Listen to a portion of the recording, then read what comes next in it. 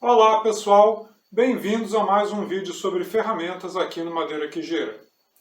Hoje nós vamos falar sobre uma ferramenta que é muito versátil e que é adorada por algumas pessoas e odiada por outras. Hoje o assunto é o formão oblíquo. O formão oblíquo, ele também é chamado de chanfrado. E ele tem esse nome justamente por causa dessa inclinação que ele tem na ponta, que forma um ângulo.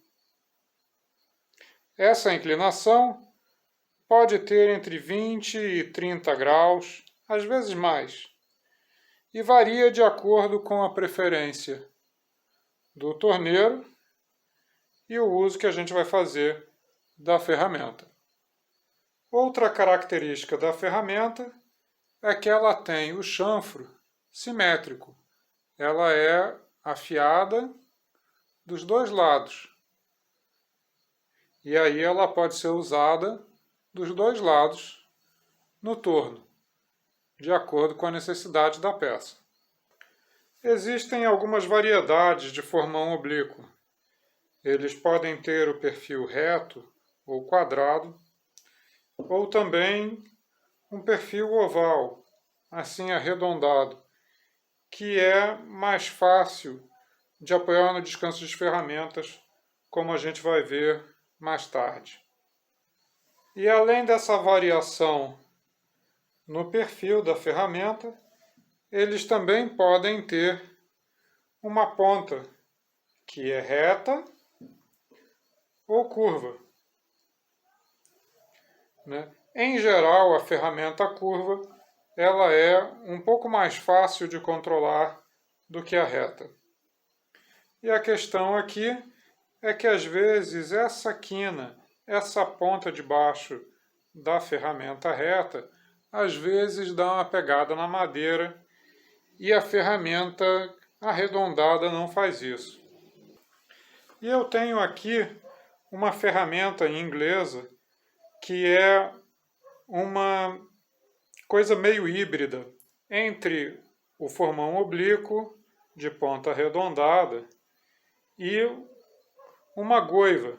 Vocês podem ver que ela tem aqui um lado reto, plano, e o outro parece um formão oval, aqui o oblíquo oval.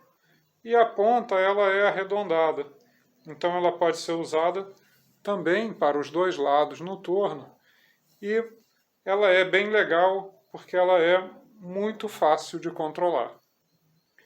Em relação ao uso, todas elas vão se comportar de uma forma bem parecida. Então é mais uma questão de prática e preferência de cada uma.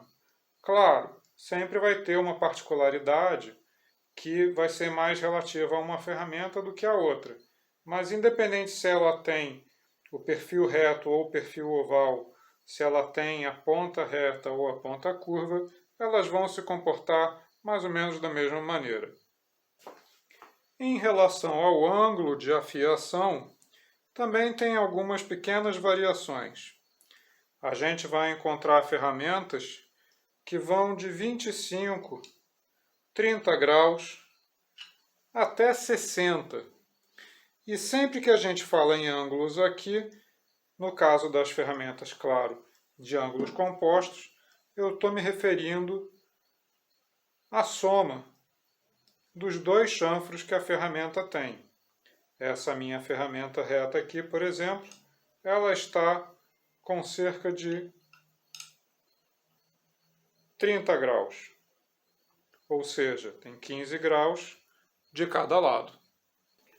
Essa diferença de ângulo entre 25, 30 e 60 graus, ela é atribuída ao tipo de madeira que a gente está usando. Se a gente está trabalhando uma madeira mais macia, o mais comum é a gente usar a ferramenta com esse chanfro mais agudo, em torno de 25, 30 graus. Se a gente vai trabalhar com uma madeira muito média, pode ser em torno de 40, 45. E se a gente vai trabalhar uma madeira mais dura, o chanfro com essa angulação maior, de até 60 graus, é o que o pessoal costuma usar. Mas isso, vamos lembrar, é uma questão de uso e uma questão de prática. Pessoas diferentes têm formas diferentes de fazer a mesma coisa. E a sua preferência vai ditar qual é a angulação que você vai usar. Eu, por exemplo, prefiro minhas ferramentas amoladas com cerca de 30 graus e dificilmente uso as minhas ferramentas com uma angulação maior do que isso. E já que estamos falando de afiação, vale ressaltar que a afiação dessas ferramentas também pode ser feita de maneira diferente. Geralmente, as ferramentas retas, tanto a de perfil reto quanto a de perfil oval, podem ser afiadas ou são mais bem afiadas numa superfície plana. Você pode usar aí as pedras de amolar, as placas diamantadas. E as ferramentas de ponta arredondada são mais facilmente afiadas no esmeril de bancada. As ferramentas de chanfro reto, elas também podem ser afiadas no esmeril. Eu particularmente não gosto, porque o chanfro ele acaba ficando com uma pequena curvatura. E isso pode atrapalhar um pouco na hora que a gente está trabalhando no torno. Além da afiação na pedra ou no esmeril, essas ferramentas também podem ser afiadas numa lixadeira de cinta. Eu acho um pouco agressivo demais, mas se for feito com cuidado e com o devido apoio, pode ser feito. Em relação ao uso, o formão oblíquo é uma das ferramentas mais versáteis que tem. E quando usadas corretamente, ela deixa a superfície com o melhor corte que a gente consegue, que a gente pode conseguir comparado com qualquer outra ferramenta. Mas o formão oblíquo também é uma ferramenta muito difícil de dominar. É uma ferramenta meio ingrata. A gente vai ver o porquê daqui a pouquinho. Eu mesmo, com todos esses anos de experiência que eu tenho de trabalho, não sou um cara assim que domina a ferramenta tão bem. E o meu uso do formão é mais voltado para detalhes que a gente consegue fazer do que o corte plano de superfície, que é onde ele realmente se sobressai. Mas antes de começar a cortar a madeira, nós temos que falar do posicionamento, porque é um pouquinho diferente das ferramentas que a gente está acostumado a usar.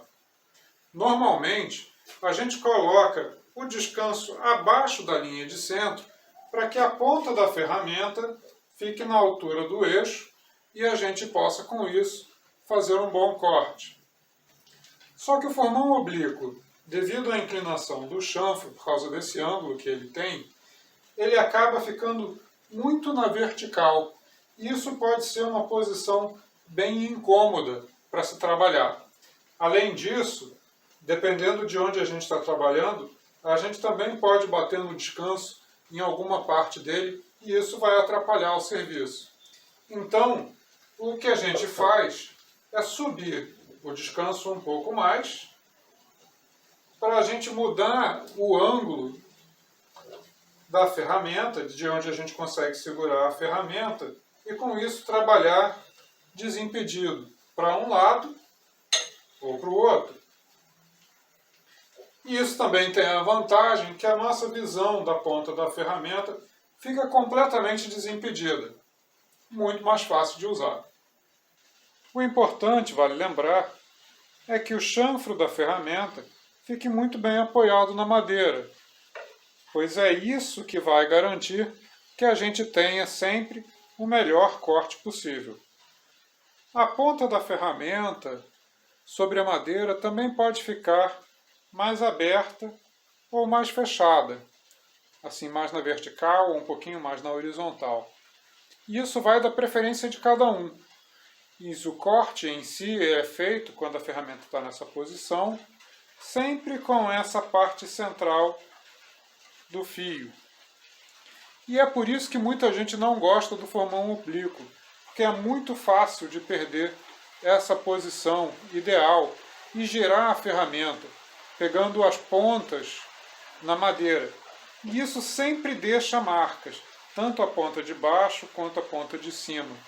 Sempre vai danificar a superfície e pode até causar algum acidente. Eu tenho aqui um pedaço de cedro, que no torno é uma madeira considerada já um pouco mais macia. Ele já está mais velho, também um pouco mais seco, mas vai servir muito bem para mostrar tudo que o formão oblíquo é capaz de fazer. A madeira já está cilíndrica, uma vez que o formão oblíquo é mais usado para cortes finais e acabamento. Essa é uma ferramenta desenvolvida para ser usada entre pontas. Mas vocês talvez já tenham visto algumas pessoas que desenvolveram técnicas próprias para usar como ferramenta de corte no trabalho de face, fazendo pratos e tigelos. Eu, particularmente, não recomendo o uso do formão oblíquo na tornearia de face. É uma ferramenta que é difícil de controlar e você pode causar um acidente sério usando ela da forma incorreta.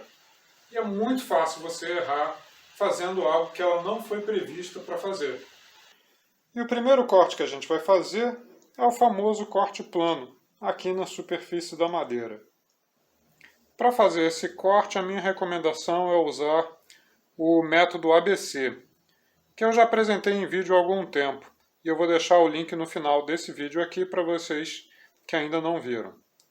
Esse método diz que a gente deve apoiar a ferramenta e deixar a ponta bem alta, né, na madeira. Aí a gente vai abaixar a ponta,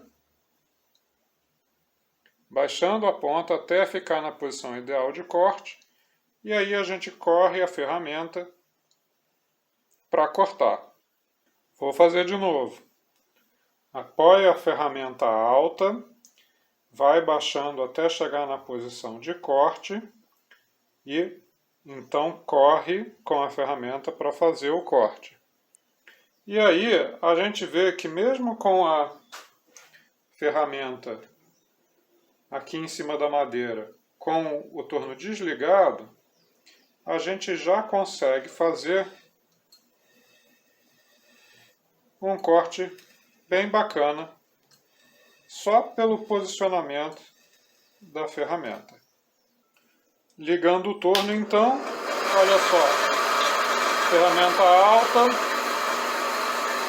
baixou até pegar a posição de corte, vocês veem, ó, começando a sair aqui um farelinho, e aí correr a ferramenta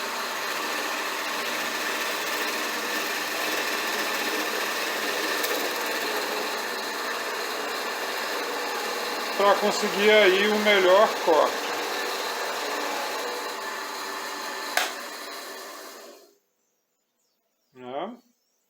Já dá para ver a qualidade do corte. Aqui ficou um degrauzinho, mas a gente vai tirar na próxima passagem. Em relação à velocidade, aqui eu estou usando 950 RPM, mas a gente pode usar mais do que isso. A gente pode ir para 1500, 1800 RPM, e isso vai facilitar muito o corte da gente. Como vocês sabem, quanto maior a velocidade, melhor fica o corte.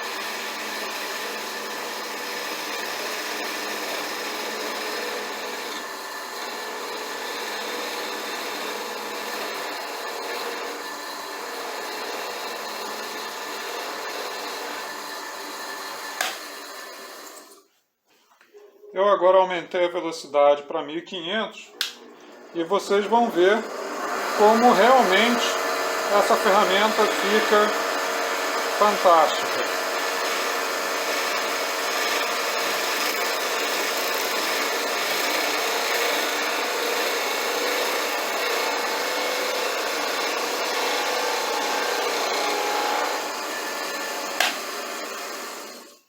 Vocês podem ver que a madeira tem inclusive um brilho. Já esse brilho, obviamente, é o atrito da ponta da ferramenta lá, mas como ela fica com uma perfeição fantástica, né? Isso aqui a gente pode começar a lixar com já um grão 240, 270, né? O que vai economizar aí 2, 3 lixas de início. Então, é realmente algo muito prático para o processo de produção. E isso a gente também pode ver acontecendo. Eu agora vou usar a ferramenta de chanfro arredondado, né? Ó, mesma coisa, ponta alta, baixou até pegar o fio de corte, ó. Pegou o corte ali e agora a gente vai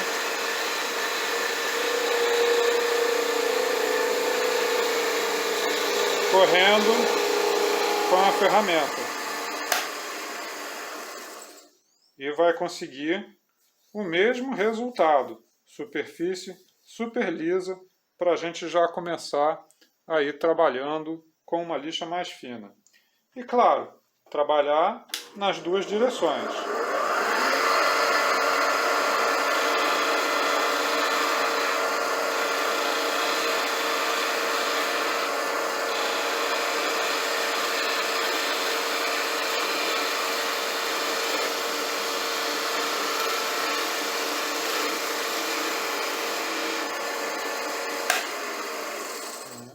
A gente vai ficar com o mesmo resultado na superfície toda. E como eu disse antes, o formão oblíquo é uma ferramenta bastante versátil. Ela não se aplica só à questão do corte de superfície. A gente também consegue fazer curvas externas com ele. Nesse caso, tudo que a gente tem que fazer é apoiar a ferramenta e vir avançando e rolando com ela, para manter o chanfro apoiado durante todo o corte.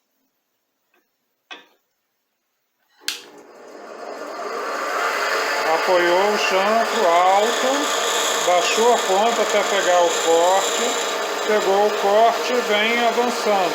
E à medida que avança, rola a ferramenta até terminar a curva. Vou fazer de novo.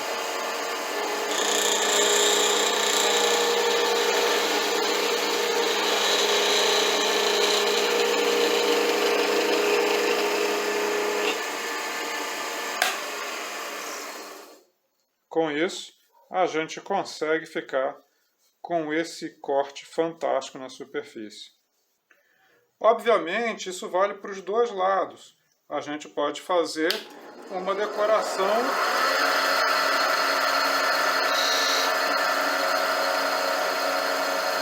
abaulada, fazer um friso redondo aqui.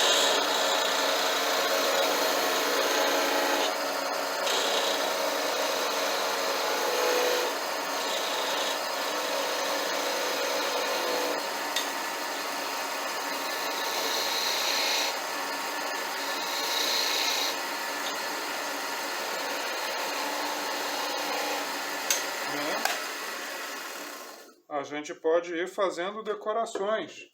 Se o diâmetro está muito grande, a gente pode usar ferramentas menores para fazer essa curva. Eu vou usar aqui agora um formão. Ele tem a seção reta, mas é um formão chanfrado, oblíquo, pequenininho.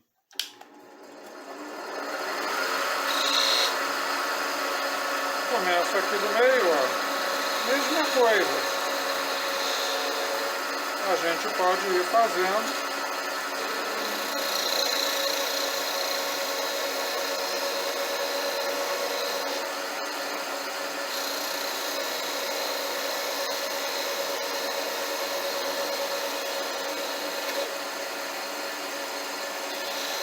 Vocês viram agora um dos motivos que o pessoal não gosta da ferramenta, que foi essa corrida que ela deu. E veja como danifica aqui a superfície.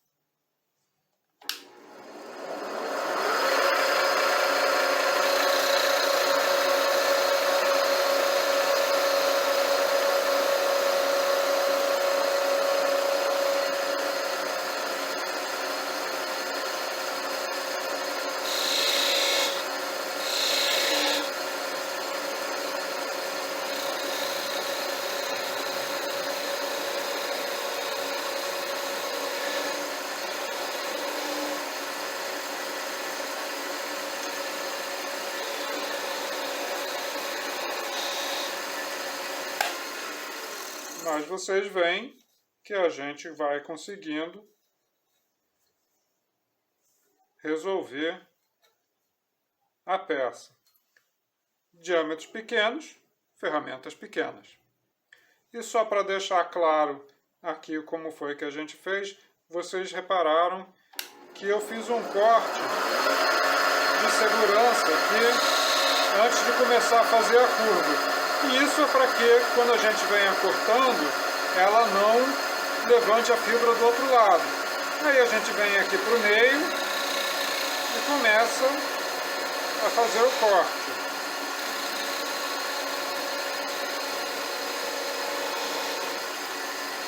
Inverteu e vamos adiante.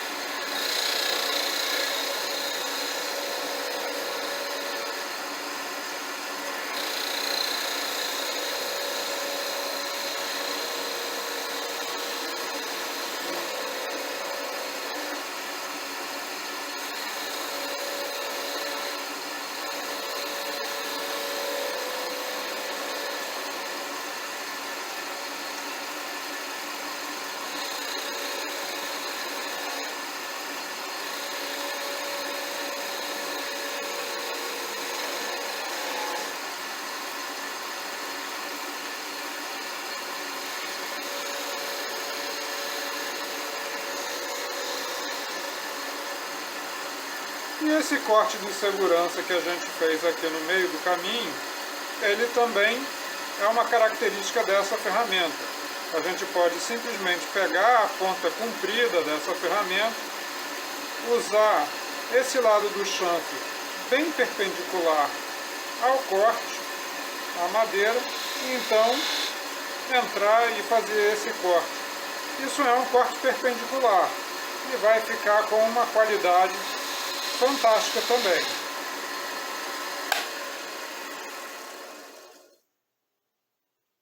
Vocês veem que a gente consegue uma excelente definição de parede fazendo esse corte perpendicular, que pode ser inclusive usado no final da peça. Aqui ele já está, né, menorzinho, mas vamos abrir um pouquinho mais de espaço aqui, que aí a gente pode, por exemplo, inclusive fazer o arremate da peça, fazer encaixes também. Cada vez que a gente entra, a gente consegue fazer essa superfície. E fica um acabamento também fantástico nessa superfície perpendicular. Vocês viram aqui no canto que eu usei a ponta grande apoiada aqui com esse lado do chanfre bem retinho para fazer esse corte perpendicular. E do outro lado eu fiz um outro corte inclinado. E isso é uma das vantagens dessa ferramenta. A gente consegue fazer cortes na diagonal, assim, cortes retos, muito facilmente. E para isso a gente usa para formar, por exemplo, calhas triangulares ou frisos triangulares na peça. E para mostrar como é que a gente faz isso, eu vou usar a ferramenta maior, que é para ficar mais visível isso. E vou usar esse outro lápis aqui para a gente conseguir enxergar o que eu estou falando. Eu posso fazer, eu quero fazer um friso, uma calha triangular. Então, eu vou começar a cortar apoiando a ferramenta do lado para onde eu quero direcionar o meu corte. Então, se eu quero fazer um corte nessa direção, eu vou colocar o meu chanfre, olha só a direção do corte, alinhado com a direção que eu quero. Quanto mais raso, mais inclinado fica a ferramenta, né? Então vamos lá, eu quero nessa posição aqui. Vou manter a ferramenta aqui e vou começar a cortar. E eu vou começar a cortar vindo do centro, de onde vai ser a parte mais profunda, para poder abrir o corte. E para fazer o outro lado, eu vou fazer exatamente a mesma coisa, só que oposto. Vou girar a ferramenta para cá e olha só, agora o chanfro está nessa direção. E vou fazer então o corte, abrindo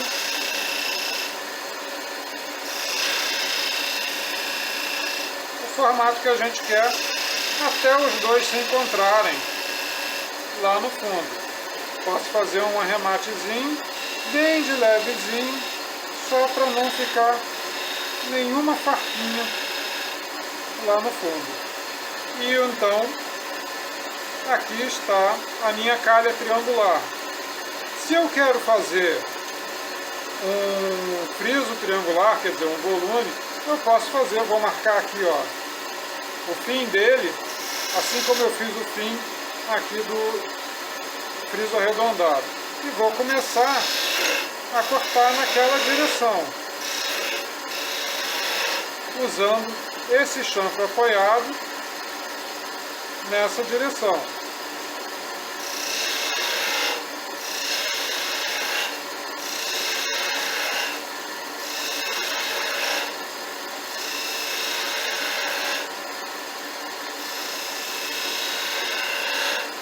E aqui, com a ferramenta bem reta e o chanfro aqui, olha, bem perpendicular, eu consigo fazer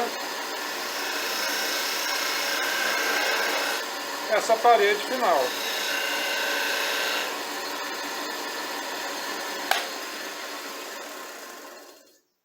E aí vocês veem que a gente tem uma excelente definição da forma e uma excelente superfície para fazer o acabamento depois. Ficou um frisozinho aqui.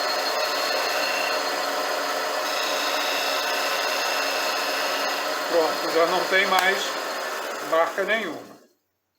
Para fazer esses cortes, tanto o perpendicular quanto esses inclinados que formam os frisos triangulares, o processo é sempre o mesmo. A gente apoia a ferramenta e com a ponta maior, a gente vai entrando com a ferramenta, a gente pode até vir trazendo o cabo um pouco para cima, para garantir que o corte vá ficando mais alinhado com a linha de centro, e com isso a gente fica com essa superfície bacana. Vou fazer aqui desse outro lado de novo, só para vocês verem. O chanfro aqui está alinhado com a direção do corte, e eu vou entrar com a ponta mais alta e ir empurrando a ferramenta para dentro à medida que eu desço com a ponta em direção ao centro.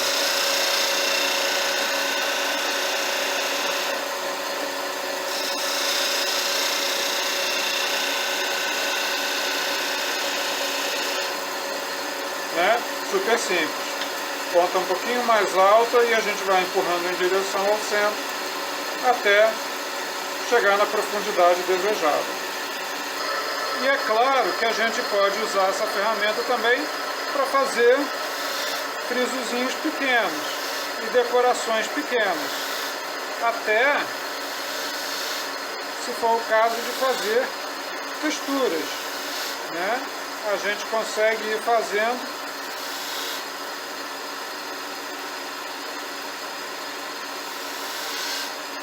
frisos pequenos e detalhes, nem que seja só por encostar a ponta da ferramenta na superfície.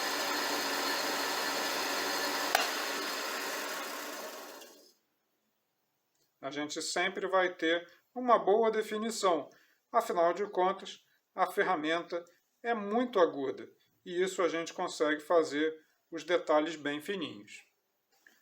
A outra forma de usar essa ferramenta é como se ela fosse um raspador.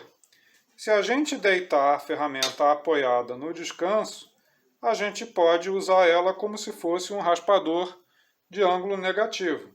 E com isso, a gente pode fazer algumas correções e imperfeições na superfície, aonde for necessário.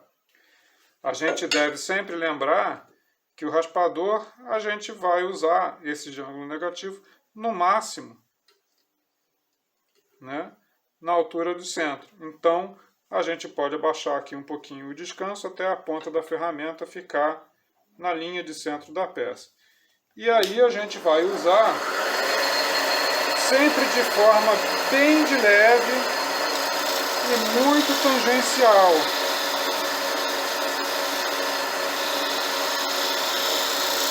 Afinal de contas, a gente está fazendo só uma correção na superfície.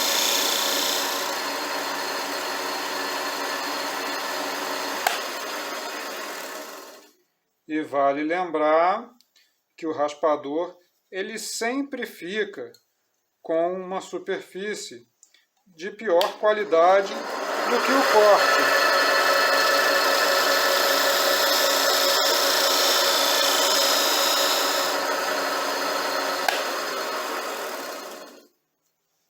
Embora aqui vocês vejam que a gente não piorou tanto assim a superfície. Apesar de não estar igual ao corte, a gente não precisa começar a lixar com uma lixa grossa. A gente também já pode partir para uma lixa intermediária. Talvez uma 180 já resolvesse a questão do qualquer arrepiado que a raspagem fez na peça. E essa forma de raspagem é a única possibilidade que eu vejo de uso dessa ferramenta na tornearia de face.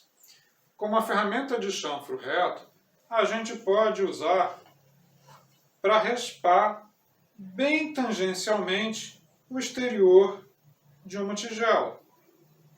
E com a ferramenta de chanfro redondo, arredondado, a gente pode usar no interior da tigela para a correção de alguma irregularidade.